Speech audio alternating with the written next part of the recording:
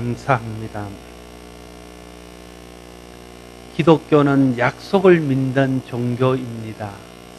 하나님께서 약속하신 것을 믿고 기다리며 그 약속이 이루어지는 것들을 경험하고 하나님께 감사하며 또 앞으로 이루어질 약속들을 계속적으로 기다리며 그 약속이 완성되는 것을 목표로 삼고 믿는 종교입니다. 그래서 우리가 믿는 성경을 신약, 구약, 옛날의 약속과 새로운 약속으로 부르고 있는 것입니다. 하나님은 약속을 하시고 약속을 이루시는 분이십니다. 성경을 통해서 하나님이 약속하신 것들이 어떻게 성취되었는가 하는 것들을 또 성경이 우리에게 보여주고 있고 우리의 삶을 통해서 간증되어지고 있습니다. 하나님은 진실하시고 신실하셔서 약속하신 바를 반드시 이루십니다. 오늘 본문이 다시 한번 하나님의 신실하심을 우리에게 보여주면서 하나님은 약속하신 바를 때가 되면 반드시 이루시는 분이라는 것을 보여주고 있습니다. 예수님께서 제자들에게 말씀하시기를 너희가 예루살렘을 떠나지 않고 하나님께서 약속하신 것을 기다리면 몇 날이 못되어 성령의 세례를 받게 될 것이다 약속하셨습니다. 제자들은 그 약속을 믿고 하나님이 약속하신 성령을 덧입기 위해 기도하며 기다렸더니 예수님 약속하신 대로 몇 날이 못되어 성령이 제자들에게 임했습니다. 여러분들이 하나님의 약속을 믿고 기도하고 기다리는 일들도 몇 날이 못되어 이루어질 줄로 믿습니다. 하나님 앞에 우리가 기도하며 하나님의 약속을 붙들고 기다리는 것들은 때가 되면 반드시 하나님의 약속대로 이루어질 것입니다. 오늘 본문은 먼저 1절에서 4절까지 어떻게 약속하신 성령이 제자들에게 임하였는가 하는 장면을 보여주고 있습니다. 우리가 1절에서 4절까지를 같이 한번 읽겠습니다. 읽습니다. 오순절 날이 이미 이름에 그들이 다 같이 한 곳에 모였더니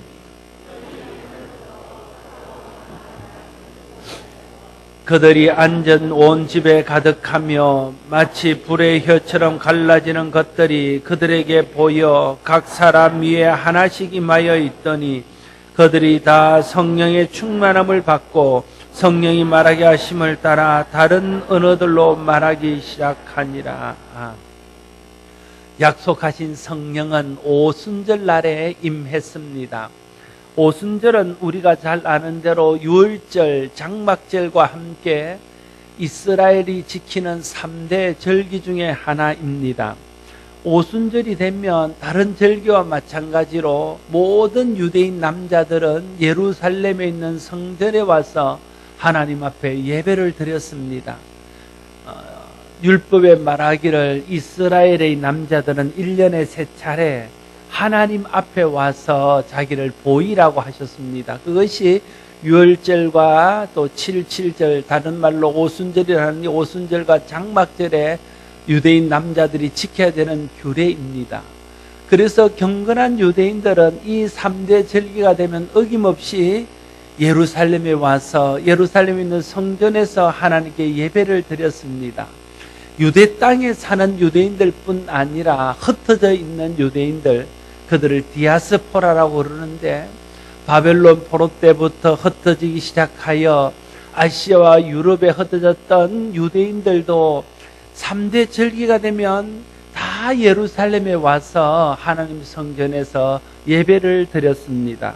바로 그 오순절 때에 하나님이 약속하신 성령이 제자들 가운데 임하게 되었다 하는 것입니다. 왜 하나님께서는 약속하신 성령을 오순절날 제자들에게 보내주셨냐 하는 것입니다.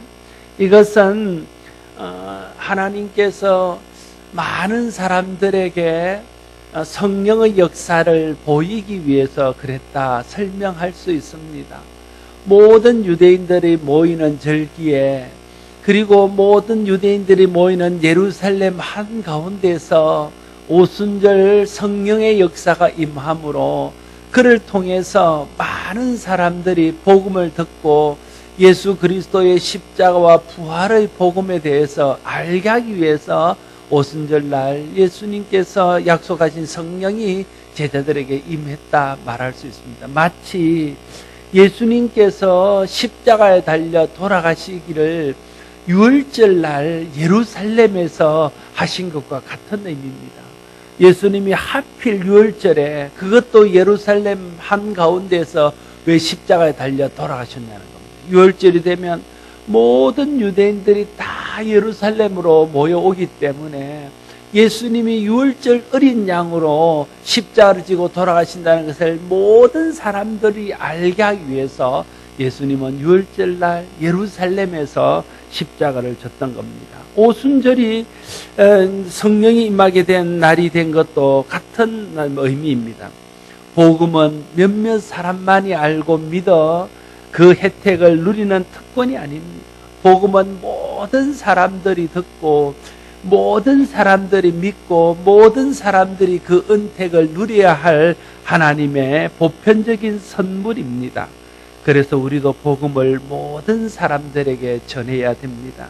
그래서 오직 성령이 너희에게 임하시면 너희가 권능을 받고 예루살렘과 온 유대와 사마리아와 땅끝까지 이르러 내 증인이 되라 하셨고, 성령 충만을 받은 제자들도 예수님이 명령하신 대로 모든 민족과 모든 나라에 가서 복음을 전하는 일에 헌신하게 되었습니다. 오늘 우리도 복음을 모르는 모든 사람들에게 복음을 전해야 됩니다. 모든 사람이 복음을 듣고 알고 믿을 수 있도록 모든 사람들 가운데 복음을 드러내야 됩니다. 그것이 오늘 교회가 해야 될 일이고 우리가 힘써야 될 일들입니다. 12사도를 비롯한 120명쯤 되는 사람들이 기도하며 하나님이 약속하신 성령을 기다리다가 그곳에서 함께 성령을 경험했습니다. 약속을 믿고 기다린 사람들만이 하나님이 약속하신 것을 누리는 복을 받게 되어집니다. 오늘도 성경의 모든 약속들, 또 하나님이 성령을 통해서 우리 주신 많은 약속들이 있습니다. 어떤 사람은 그 약속이 이루어질 것을 믿고 기다리는 사람이 있고, 어떤 사람은 그 약속을 듣고도 믿지 못하고 기다리지 못하는 사람이 있습니다. 어떤 사람이 그 약속의 수혜자가 되겠습니까? 당연히 믿고 기다리는 사람이 약속의 수혜자가 될 수 있습니다. 하나님이 약속하신 것을 믿고 기다림으로 하나님의 약속이 여러분의 것으로 누려질 수 있기를 바랍니다. 그들이 끝까지 믿음으로 약속을 기다렸을 때에 어떤 일이 일어났습니까? 성령이 그들 가운데 임하게 되었습니다. 어떻게 성령이 임했습니까? 첫 번째는 성령이 그들 가운데 호련히 임했습니다. 호련히 임했다는 것은 갑자기 임했다는 뜻입니다. 여러분, 하나님의 약속이 도저히 이루어질 기미가 보이지 않을 때가 있잖아요. 우리가 하나님의 약속을 믿고 믿음으로 기도하는데도 도저히 응답되지 않을 것처럼 보일 때가 있잖아요. 그러나 그렇다고 낙심하지 말아야 됩니다. 하나님의 약속은 호련히 이루어집니다. 때가 되면 갑자기 그 약속이 이루어지는 것들을 경험하게 되어질 것입니다. 하나님의 약속은 때가 되면 반드시 이루어지고 그것이 호련히 이루어진다는 것을 기억하고, 내가 기도하는 일들이 응답되지 않는 것처럼 보이고 하나님의 약속을 믿고 기다리는데도 그것이 더디 이루어지는 것처럼 여겨질지라도 낙심하지 말고 믿음으로 기다릴 수 있기를 바랍니다. 그러면 합당한 때에, 정말 필요한 때에 여러분에게 호련히 그 약속이 이루어지는 것들을 경험하게 될 것입니다. 예수님께서 이제 가신 모습대로 다시 오신다고 약속하셨습니다. 예수님의 재림에 대한 약속입니다. 여러분, 예수님의 재림의 약속도 호련히 이루어질 것입니다. 언제쯤 예수님이 다시 오실지, 정말 예수님이 다시 오시기는 하시는지, 그런 생각을 가지고 예수님의 약속이 이루어질 기미가 보이지 않는 것처럼 보이지만, 주님이 때가 되면 호련히 주님이 하늘로부터 임하는 것들을 경험하게 될 것입니다. 하나님의 약속이 호련히 이루어지는 것을 믿고 끝까지 포기하지 않고 믿음으로 기도하며 기다리는 성도들 되기를 바랍니다.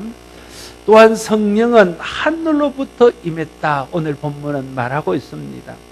하나님의 약속을 이루시는 분은 하나님이십니다. 그러므로 성령 충만을 받기를 사모하든지 또 다른 소원을 품고 기도하든지 우리가 바라보고 바라야 될 대상은 하나님입니다. 하늘을 바라봐야 됩니다. 응답은 하늘로부터 오기 때문에 그렇습니다.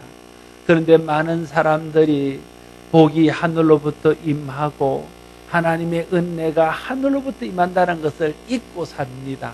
아니면 순간순간 망각합니다. 그래서 자꾸만 사람을 기대하고 세상을 바라보다가 낙심하고 실망하고 실족하게 됩니다. 다시 한번 여러분 기억하십시오. 하나님의 응답은 하늘로부터 임합니다. 하나님이 우리의 기도에 응답하시고 하나님이 우리에게 복을 주시고 하나님이 약속하신 것을 이루십니다. 그러므로 우리가 바라봐야 될 대상은 사람도 아니고 기대해야 될 대상은 세상도 아닙니다. 하나님을 기대하고 하나님을 바라보면서 하나님이 응답하실 것을 소원하며 하나님을 바라야 합니다. 그럴 때에 하늘로부터 응답이 임하고 하나님으로부터 응답이 임하는 것들을 경험하게 될 것입니다. 복은 하늘로부터 옵니다. 기도의 응답도 하늘로부터 옵니다. 하나님의 약속도 하나님께서 이루십니다. 하나님이 이루실 줄로 믿고 하나님을 바라봄으로 하나님이 부으시는 은혜와 복을 받는 여러분 되시기를 바랍니다. 또한 오늘 성령은 마치 불의 혀처럼 갈라지는 것들이 그들에게 보여 각 사람 위에 하나씩 임하였다 말하고 있습니다.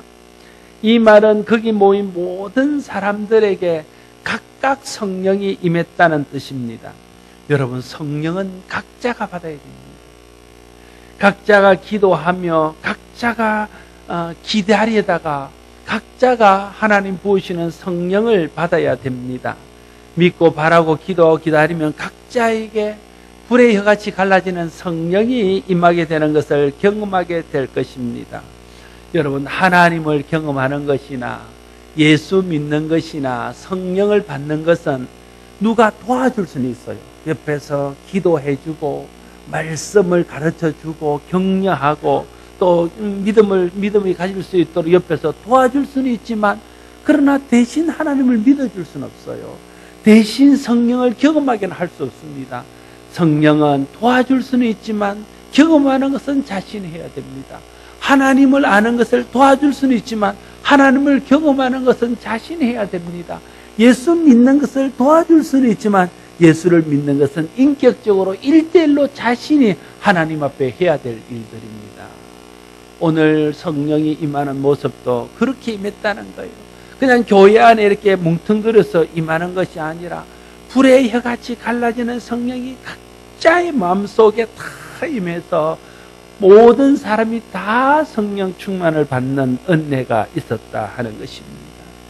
소원하기는 말씀을 듣고 기도하는 가운데 또 여러분이 성령 충만 받기를 소원하고 기다리는 중에 모든 사람이 다 하나님의 성령을 받는 은혜가 있기를 바랍니다. 또 여러분이 각자가 다 하나님의 살아계심을 경험하는 은혜가 있기를 바랍니다. 여러분 한 사람 한 사람이 자기의 믿음으로 예수 그리스도를 구주로 고백하는 은혜가 있기를 바랍니다. 그렇게 개인적으로 성령을 경험하고 개인적으로 하나님을 경험하고 개인적으로 예수님을 경험해야 그 사람이 온전한 믿음의 사람이요 구원의 이를 믿음을 소유한 사람이라 말할 수 있을 것입니다. 하나님은 기대하는 사람에게 각자 그에게 성령을 부으시고 하나님의 은혜를 경험하게 하시고 예수 그리스도를 믿게 하는 복을 주실 것입니다. 그 복을 저와 여러분이 함께 받게 되기를 바랍니다. 또한 그들이 다 성령의 충만함을 받았습니다. 여러분, 성령 받는다는 것이 무엇입니까? 성령은 하나님의 영이십니다. 다르게 말하면 영으로 우리 가운데 오신 하나님이십니다. 눈에 보이지 않는 영으로. 그래서 그분이 계시는 곳은 하나님은 하늘에 계시고 예수님은 2000년 전에 유대 땅에 계셨고 성령님은 이제 각자 믿는 사람들의 마음 속에 계십니다. 내 마음 속에 성령님이 영으로 오셔서 나를 다스리십니다. 나를 간섭하시고 내가 죄 지을 때 마음이 아프게 하고 내가 잘할 때 하나님 앞에 기쁨이 있게 하고 내가 용기가 없을 때에 나에게 용기를 주시고 낙심해 있을 때에 격려하여 일으켜 주시고 잘못할 때 책망하시고 성령이 내 속에 오셔서 나를 그렇게 다스리고 나를 그렇게 간섭하십니다. 그런 사람을 이름하여 성령 받았다 이렇게 말합니다.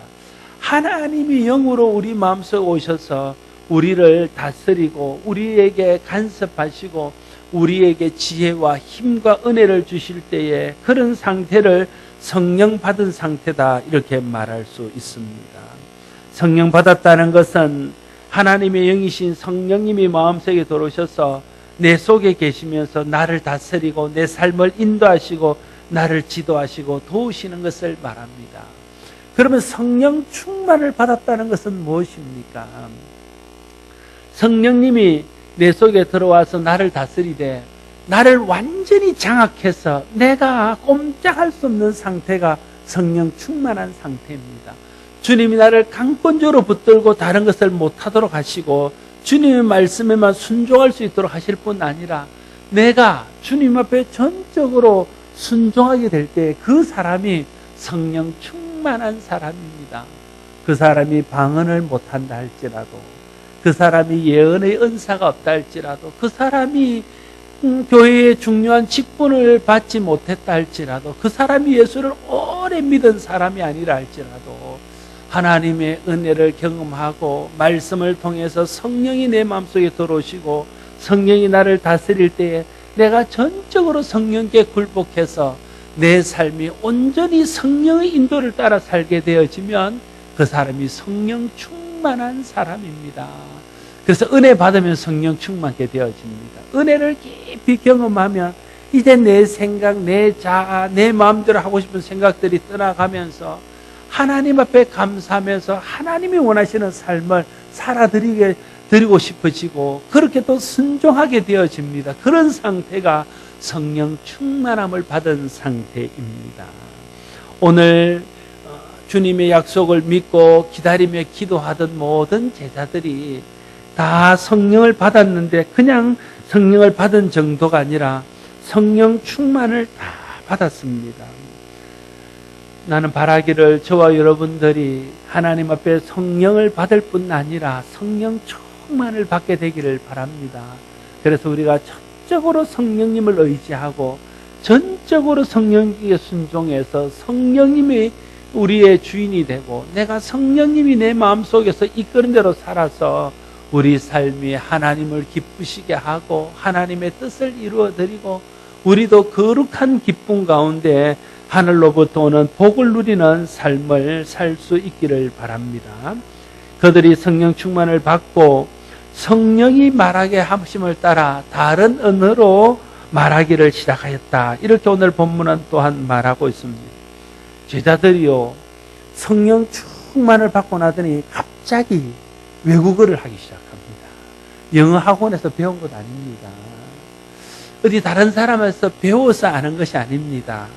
왜 제게는 그런 은혜가 임하지 않는지 여러분 중에서도 내게도 그런 은혜가 임해서 어느 날 갑자기 아침에 일어났는데 갑자기 영어가 튀는 겁니다. 갑자기 라틴어가 튀고 러시아가 튀어서 배우지 않았는데도 말하는 거예요. 오늘 사도행전에 나오는 이 다락방에 있던 120명의 성도들이 그런 은혜를 경험하게 되었다 하는 것입니다. 왜 하나님께서 성령의 충만을 받은 성도들에게 갑자기 외국어가 튀게 했을까요? 그들이 토익을 보고 토플을 봐서 취업을 하기 위해서 그런 건 아닐 거예요. 그 사람들이 어디 외국에 나가서 취업하거나 선교사로 나 그런 것도 아닙니다. 왜 그러면 그들에게 외국어가 임했습니까? 그게 오순절하고 상관이 있다는 겁니다. 아까 말씀드렸듯이 오순절이 되면 모든 유대인들이 예루살렘에 모입니다. 그런데 유대 땅에 사는 유대인들 뿐 아니라 흩어져 있던 디아스포라 유대인들도 다 예루살렘으로 모이게 됩니다. 그런데 그 사람들은 이미 외국에 나가서 산 지가 수십 년, 수백 년이 되었기 때문에 히브리어들을 다 잊어버렸다. 아람어를 사용했는데 아람어를 다 잊어버렸다는 거예요. 그래서 그 나라 말을 하게 되고 아람어나 히브리어를 잘 모르는 사람들이 대다수였습니다. 그런데 그들에게 복음을 전하려고 그러니까 그들의 언어가 필요했던 거예요. 그래서 하나님께서 그때에 그들에게 말을 하면요, 유대인에게 말하면 유대말이 나오고 메대인에게 말하면 메대말이 나오고 메소포타미아 사람이 말하면 메소포타미아 사람, 갑바디아의 사람, 이런 역사가 이런 하나님의 특별한 은혜이지요. 그래서 모든 사람들이 자기의 언어로 복음을 듣도록 했다는, 얼마나 놀라운 일입니까? 하나님께서 이를 통해서 모든 사람들에게 주의 복음이 증거되어지고 모든 사람들이 자기의 언어로 알아들을 수 있는 말로 복음을 듣게 하기 위해서 그렇게 하셨습니다. 특별히 오순절을 지키기 위해서 온 사람들은 일주일 머물다 갑니다. 그들에게 통역을 붙여서 이럴 시간이 없습니다. 그래서 다이렉트로 그곳에 모인 모든 사람들에게 그들이 다 알을 수 있는 말로 제자들이 나가서 복음을 전하는 것입니다.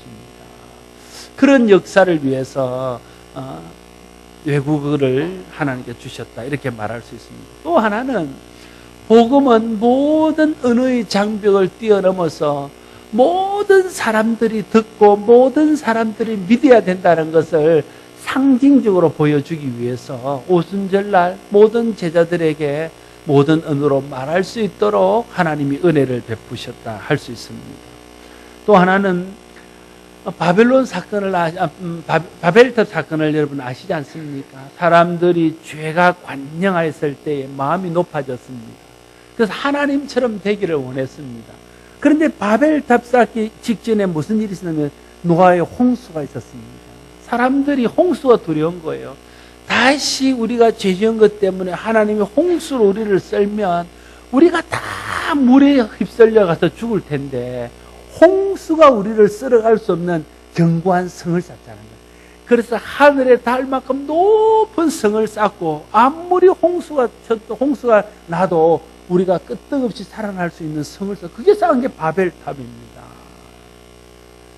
그래서 하나님이 보니까 하는 일들이 같지 않습니다. 그래서 어떻게 합니까? 언어를 혼잡케 합니다. 그때까지만 해도 다 하나의 언어를 사용했는데 하나님이 각자 언어를 알아듣지 못하도록 합니다. 말이 안 통하면요 싸우게 됩니다. 말이 안 통하면요 같이 못 있습니다. 그렇지 않습니까? 아내랑 말이 통해야 되지 말이 안 통하면 싸우지 않습니까? 친구랑 말이 통해서 말이 안 통하면요 결국은 멀어집니다. 나중에 남는 건요 말이 통하는 사람끼리만 남습니다. 바벨탑을 말이 안 통하게 해서 다 흩어지게 했습니다. 그래서 모든 사람들이 하나님 은혜에서 흩어져 뿔뿔이 흩어져서 살게 된 것이죠. 근데 오순절날 다시 언어가 하나 되게 하심으로 주님께서 성령을 통해서 예수 그리스도를 통해서 모든 사람을 하나님의 식구로 하나 되게 하시겠다 하는 하나님의 뜻을 그들에게 보여주신 것이라 말할 수 있습니다. 아무튼 한마디로 말하면 사도행전 1장 8절에 약속하신 성령이 임하면 권능을 받고 예루살렘과 온 유대와 사마리아 땅끝까지 이르러 복음을 전해야 된다는 것을 그 한순간에 모두가 알 수 있도록 하셨다, 이렇게 말할 수 있습니다. 하나님께서 성도들에게 성령을 주신 가장 중요한 이유는 성령을 통해서 모든 사람들에게 복음을 드러내고 그 복음을 통해서 모든 사람들이 죄와 죄의 저주인 죽음에서 구원받도록 하는 데 있었습니다. 그럼 우리도 성령 충만을 받고 뭘 해야 되겠습니까? 내가 성령 받고 나타나는 은사들을 통해서 은사 받지 못한 사람들을 무시하고 그 은사들을 통해서 다른 사람 위에 군림하며 또는 어떤 사람은 그 은사를 통해서 돈벌이하고 그런 거 하라고 성령 충만을 주는 거 아니지 않습니까? 성령 충만을 주시는 유일한 이유는 내가 어떤 일을 통해서든지 주의 복음을 드러내어서 모든 사람들이 복음을 알게 하는데 쓰임받게 하기 위해서 주님이 우리에게 성령을 주셨고 성령 충만을 주신다는 것을 잊지 않기를 바랍니다. 그래서 다 성령 충만을 받고 내가 있는 자리에서 내가 할 수 있는 일을 통해서 주의 복음을 드러내는 일에 열심을 내는 우리 모두가 될 수 있기를 바랍니다. 5절 이하는 성령 충만을 받은 제자들이 각국의 언어로 복음을 전하기 시작하자 그곳에 모인 사람들이 보인 반응을 보여주고 있습니다. 여러분 5절에서 8절까지 말씀을 다시 한번 같이 읽습니다. 5절에서 8절까지를 같이 읽겠습니다. 시작.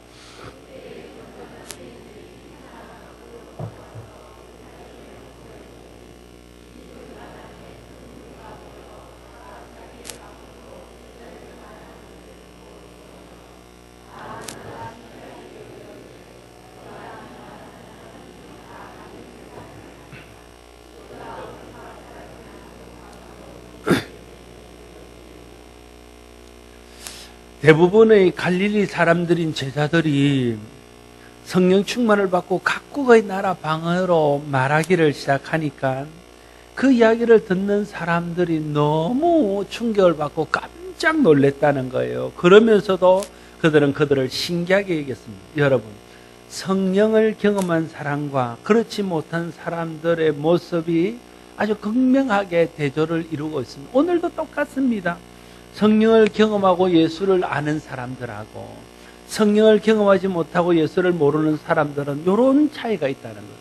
성령을 경험하고 예수를 아는 사람들은 예수를 믿고 그 안에서 기쁨과 만족을 누리며 천국을 소망하는 소망 가운데 살아가지만 이 성령을 알지 못하고 예수를 알지 못하는 사람은 예수 믿고 그렇게 사는 사람들 보고 신기하게 여기고 이상하게 여깁니다. 여러분 안 믿는 친구들 여러분 신기하게 보지 않습니까? 이상하게 보잖아요.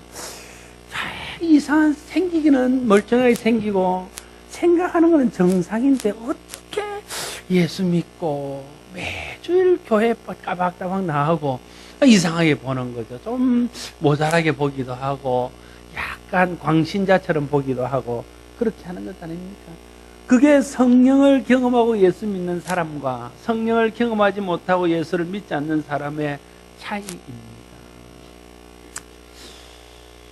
성령을 모르고 구원의 은혜를 모르는 사람은 예수 믿는 것과 예수 믿는 사람들이 하는 모든 일들이 신기해 보이고 이상해 보일 뿐입니다. 그래서 천국이나 믿음이나 복음에 대해서 말할 때에 비밀이라는 말을 쓰는 겁니다. 천국의 비밀, 믿음의 비밀, 구원의 비밀, 복음의 비밀 이런 말들을 쓰는 것이죠. 성령의 감동을 받고 보면요, 예수 믿는 것, 천국 이 모든 것들이 밝혀 보여줘서 더 이상 비밀이 아닙니다. 그러면 믿음 안에서 은혜를 누리며 삽니다. 그러나 성령을 받지 못하면 그 모든 것들이 알지 못하는 비밀에 속한 것이 되어집니다.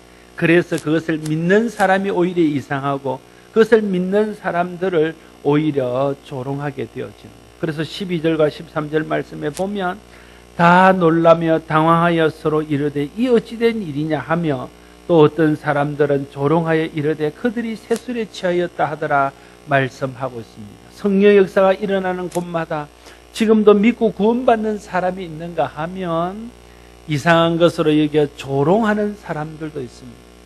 그런 의미에서 저와 여러분이 믿고 구원받았다는 것이 기적입니다. 여러분, 기적이 무엇입니까? 죽었다 살아나는 것도 기적이겠지요. 병이 낫는 것도 기적이겠지요. 사람들이 생각지 못한 일들이 일어나는 것도 기적이겠지요. 그러나 기적 중에 기적은 저와 여러분이 예수를 믿게 되었다는 겁니다. 저와 여러분이 구원받았다는 겁니다. 저와 여러분이 성령 받았다는 게 기적입니다. 그것을 아는 게 기적이고 그것을 믿는 게 기적이고 그것을 믿고 주님 오실 때까지 믿음을 지키는 것이 기적입니다. 이 기적을 저와 여러분이 함께 누리는 것에 대해서 감사할 수 있기를 바랍니다.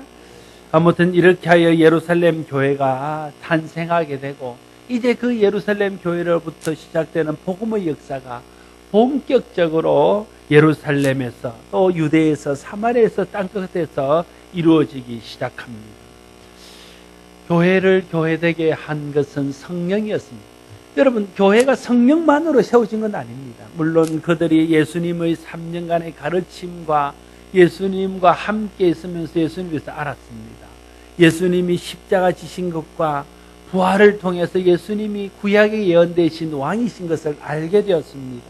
그리고는 그 위에 성령이 기름 붓게 되어지자 그 성령을 받은 곳에 그들이 목숨을 걸고 그 예수님을 증거하는 교회가 이루어지게 된 것입니다. 오늘도 교회되게 하는 것은 성령입니다.